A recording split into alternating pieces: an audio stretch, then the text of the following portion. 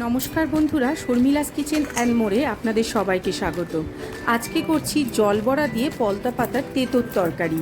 তার জন্য বেশি কিছু সবজি এখানে আমি নিয়েছি আলু, কাঁচকলা আর পলতা পাতা মানে পটলের পাতা, আর নিয়ে নেব মটর ডাল, যেটা আমি সারা রাত ভিজিয়ে রেখেছি। আলুগুলো এইভাবে লম্বা লম্বা করে কেটে নিয়েছি, আর কাঁচকলাটাও ঠিক যেভাবে চারফালি করে কাটা হয় শুক্তোতে বা অন্য তরকারিতে, ঠিক সেইভাবে আমি কাঁচকলাটাও কেটে নিয়েছি।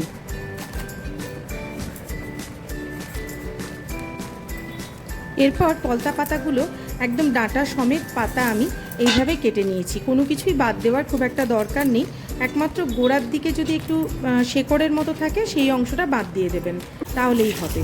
তারপর ভালো করে সমস্ত সবজি ধুয়ে নিয়েছি। খুবই সিম্পল একটা রেসিপি, কিন্তু যারা তেঁতো খেতে ভালোবাসেন বা যারা একটু প্রথম পাতে তেঁতো ভালো লাগে যাদের, তারা এইভাবে একবার পলতা পাতা দিয়ে জল বড়া দিয়ে তেঁতোর তরকারি করে দেখবেন, ভীষণ ভালো লাগবে।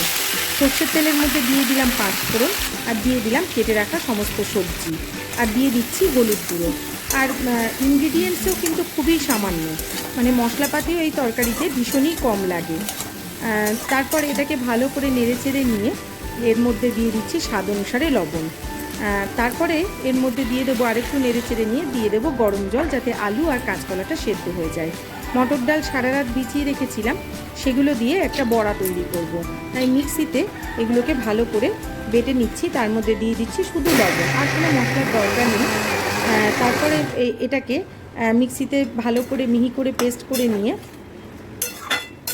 এখানে আমি আরেকটু নাড়িয়ে চাড়িয়ে দিচ্ছি ঢাকাটা খুলে নিয়ে। অন্যদিকে মটর ডালও বাটা হয়ে গেছে, এর মধ্যে একটু গোল গোল বড়ার আকারে গড়ে, আপনারা চাইলে ছোট বড় যেমন চাইবেন সেরকম আকার দিতে পারবেন। এইভাবে করে যখন ঝোলটা ফুটে উঠবে তখন এইভাবে বড়াগুলো ছেড়ে দিতে হবে ঝোলের মধ্যেই, তাহলে দেখবেন বড়াগুলো একটু পরেই ভেসে উঠবে আর বড়াগুলো কিন্তু সেদ্ধও হয়ে যাবে। তৈরি হয়ে গিয়েছে জল বড়া দিয়ে তেঁতোর তরকারি। বাড়িতে অবশ্যই ট্রাই করে দেখবেন, আর ভালো লাগলে লাইক ও সাবস্ক্রাইব করে দিয়ে আমার পাশে থাকবেন। নমস্কার।